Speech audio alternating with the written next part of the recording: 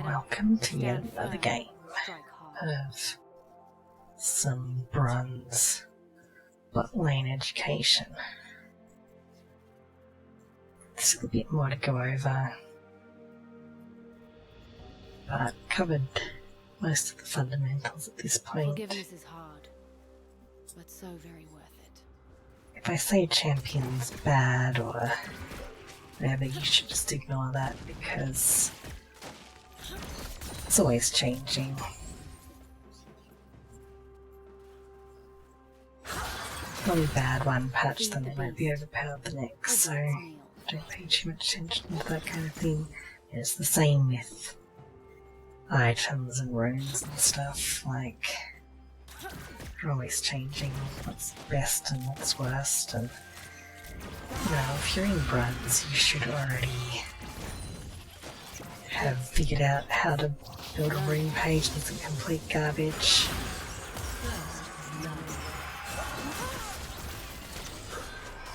So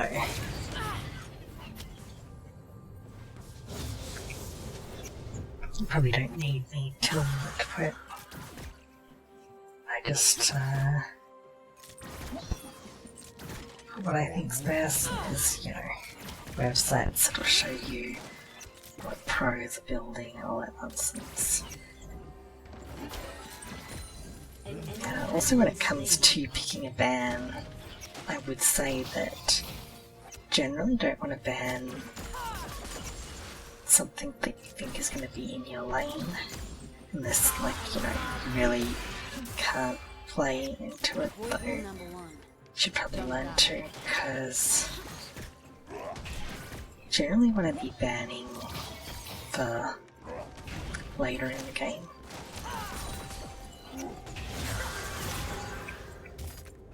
And you know, it'll change over time what you should ban, but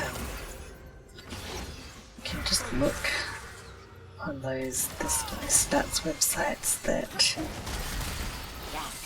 have pretty good information about pick rates, win rates, all that. So generally you just want to ban something that has a reasonably high pick rate and also a high win rate. That's like, you know, an outlier. If your team isn't already banning it.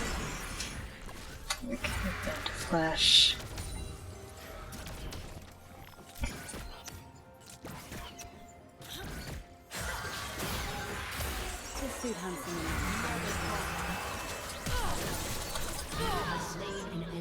Had to burn my flash to save the karma there,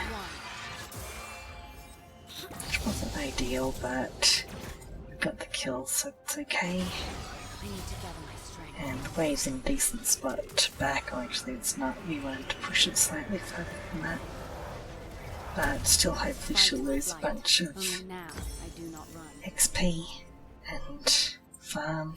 Yes, and Wave still pushes in, and she won't be back in time to get at least, oh, she's back in time to get most of it. Yeah, I guess I should have stayed to push. So ideally, most of that would have been dead before she got back to lane. So yeah, I needed to push that in. But I actually thought it was going to do it without me pushing, but wow, okay. Generally you can't do dragon 5 minutes into the game unless you're some kind of really strong jungler.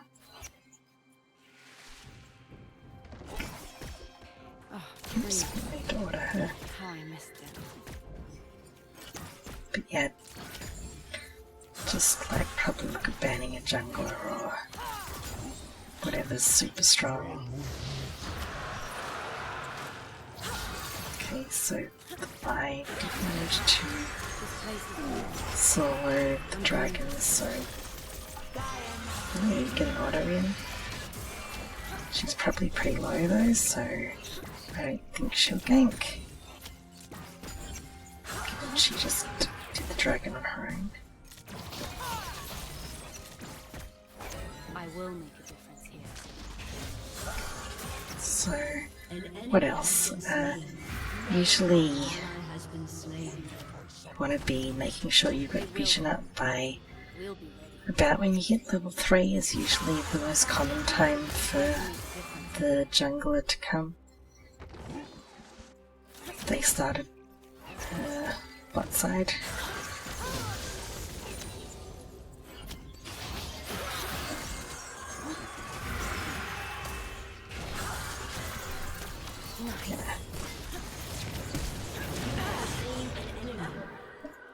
My Kai gets that, so that's fine. 2 down.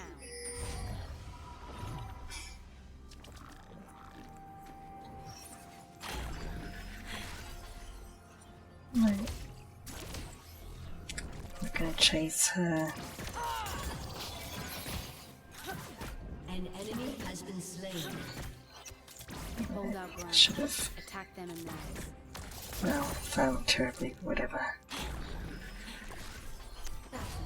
She can hold that there, but you know, she might miss the cannon. You never know. She does, so I came for the hunt. maybe you push it under the tower, it makes it harder for them to farm.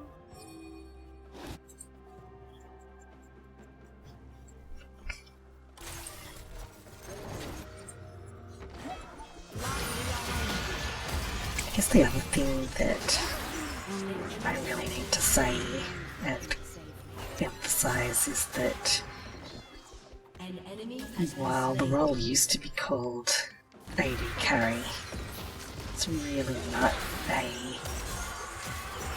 carry role so much anymore. Like, Riot certainly doesn't call it that anymore. They call it marksman. So you shouldn't be really going into games expecting you're going to actually be the primary carry of your team. If that's sort of your dream, that's what you're going to do, then this isn't the role for you. This skin is fashioned for survival and honed for It'll happen sometimes, but most of the time you're not going to get a huge lead and be able to snowball it into carrying. It's usually what a top laner does, or a jungle. we decide. Just gonna get stopped.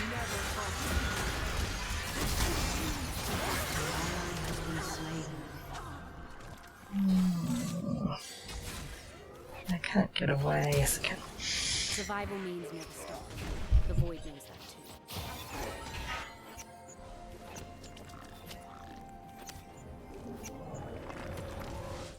I better stay for this wave.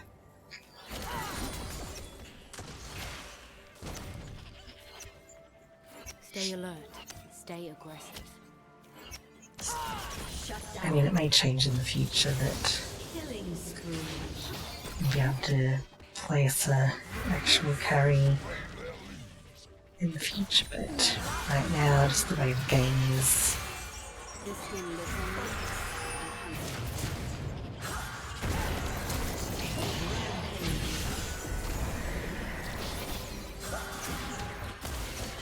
and hunts. just the way the game is, probably most games won't be carry. They'll do damage, but the main reason, well, there's two main reasons why generally won't be carrying the first is sharing experience, so you're not going to have a level lead, which is generally how you can snowball other lanes into carries, get a big level lead I'm going to save it. of your plus 3 or 4 levels over most of the other team. That'll let you snowball your lead pretty hard, but it's almost never going to happen bot lane. And the other reason is that generally to carry you need to stay alive through fights, and you're not going to have a lot of control over that. I mean, with good mechanics kiting, positioning, will certainly improve your life expectancy, but a lot of whether you live or die in fights comes down to your team. So, you know, if there's like a volley bear running at you, then Monsters are everywhere. you're not really going to have a choice whether you live or die. It's going to come down to whether the team does something to stop him killing you. Okay, I guess we're fighting.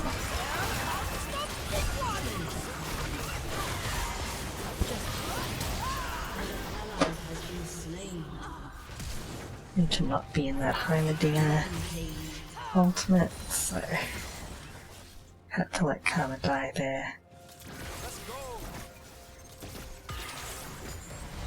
Don't know why Vi's staying here, like she's obviously gonna die. Wait. Together my strength.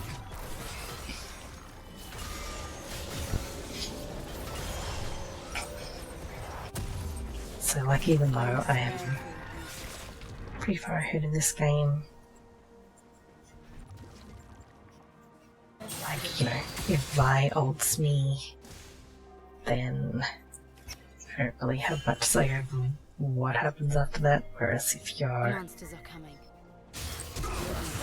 one of these top laners or whatever, then it's not usually gonna be, you can get yourself out of it, it's not gonna be an automatic kill, but basically if someone doesn't save me, my ults me, then I'm just gonna die no matter how good I am.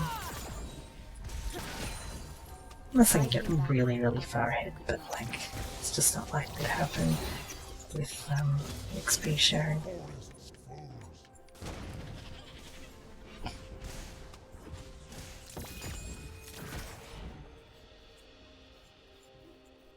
So at best you're gonna be I just might stay. secondary carry, and if your team backs you up, then you might be able to do more, but yeah, it's not going to be reliable. Pretty sure the Vi's still here. Okay, guess she's not.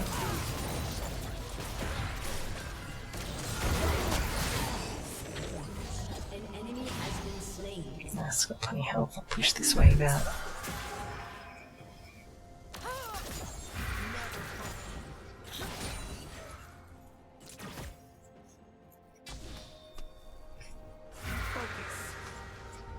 Which is sort of what I was saying before, like you getting fed doesn't really even matter that much most of the time. Like you're better off getting kills onto your jungler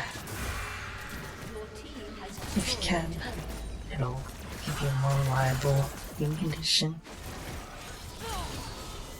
I'll be back. Like you want to emphasize getting high CS, and that's going to be your most reliable way of being able to carry later in the game, rather than trying to chase down kills or whatever.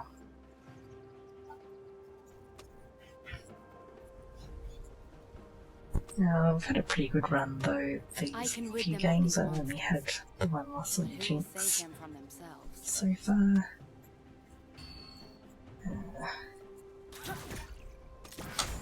Though last game we're only able to win because of the Vladimir being so far ahead that Forgiveness is we're hard, able to play off him. but so An ally has been slain.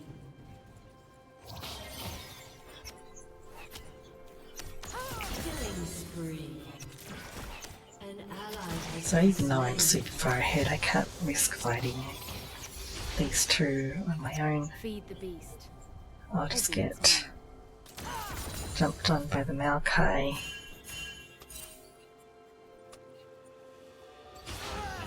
And once I'm locked down by him, then I'm just gonna die.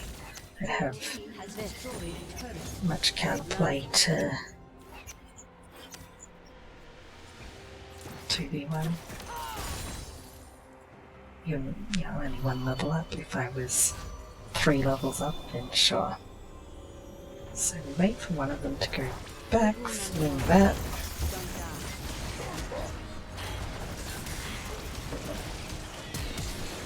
Ah, flashed it.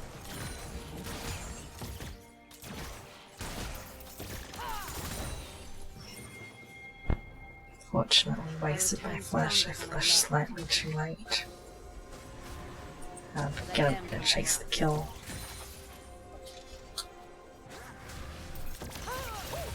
Does mean that he won't be here for the objective though, so it's worth. Basically, always think when you're fighting about what objective the fight is about. Not just chasing kills mindlessly. If, killing them doesn't result in actually securing anything, then you probably don't really bother going for it unless it's free.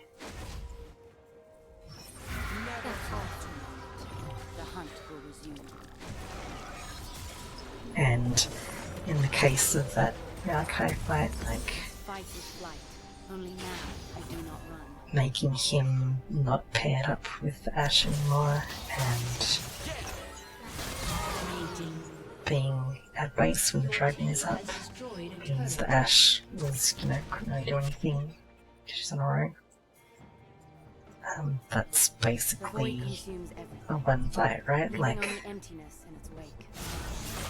killing Maokai doesn't win the game, but having him not there, contesting the objective, making sure we get that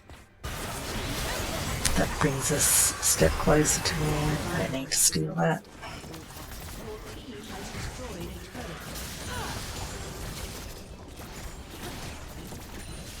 So, again, I don't really care about getting involved in the fight for the kill. I just want to push them off the tower.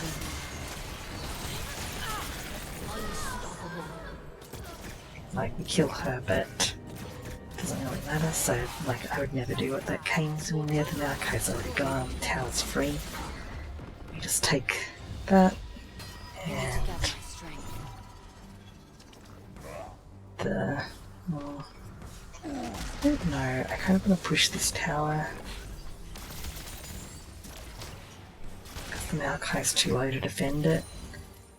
But as soon as we see anybody coming, then I'm just going to leave. I just want to draw that pressure here, rather than just going back with drawing no pressure. Oh, trees. But it would have been fine to reset. It's only gonna buy a small amount of time for them to do something we need, which they're probably not gonna get anything done, so bot lane's pushed up as far as we're likely to get it at this point. So we need to definitely rotate. Normally you'd rotate after the tier 1 is down, but all of the tier 1s were down, so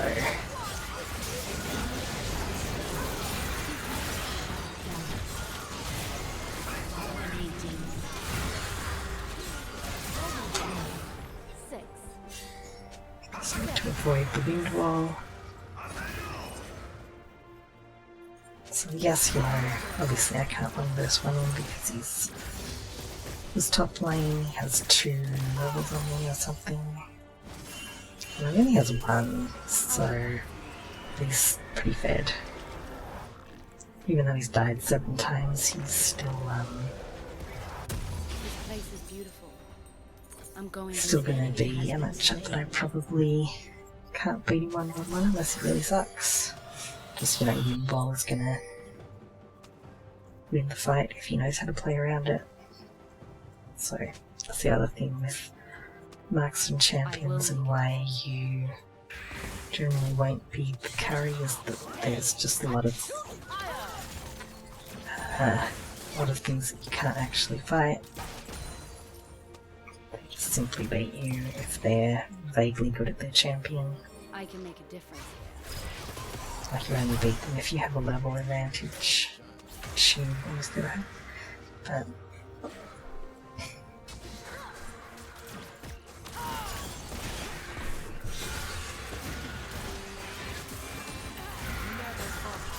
stealing the enemy jungle is always nice if you can get it. So I need to get away from that Maokai ult.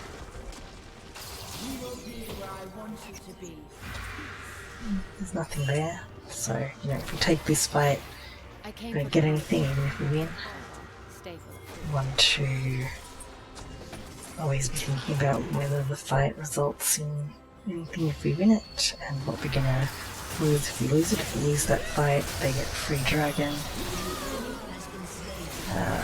Whereas they didn't take it, so they have to peel back and get a free dragon. Ashe doesn't respect that her team has abandoned her, and we get also a free kill on her.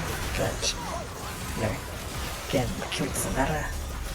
It's the objective we want for free. And her being dead gives us potential Baron timing. It's hard for them to contest when they're down Ember. Even with 5, I'd find it difficult for them to contest this just because they're so far behind at this point. But it's the principle of the thing. So we've pushed everything in pretty early now. So it's going to be but I was never alone. Somewhat harder to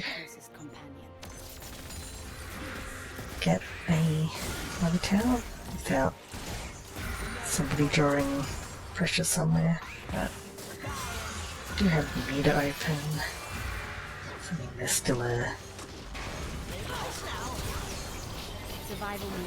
a tier 2 which we can threaten, and maybe don't know how she's connected. Maybe by threatening this, we shouldn't have 2 people split pushing. We should only ever have 1, but I can't make them do the right thing. We should never do that either, but whatever. Like, what do we get by dying under their tower? A summoner has reconnected. We lose our Baron buff. Whereas we can just sit there and siege, and they either have to come out, or we're just naturally going to get the tower from the Baron up minions at some point. Now I can't really safely push up, I don't have the vision.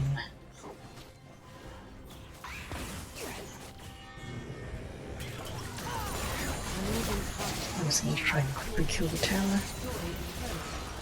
And dodge this.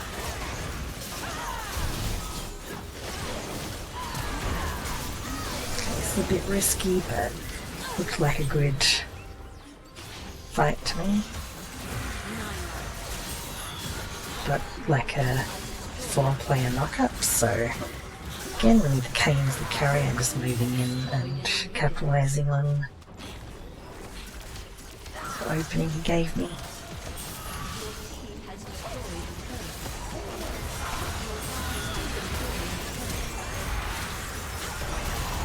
Just sort of style on them a bit here because it's super over, but anyway, that's a pretty good game.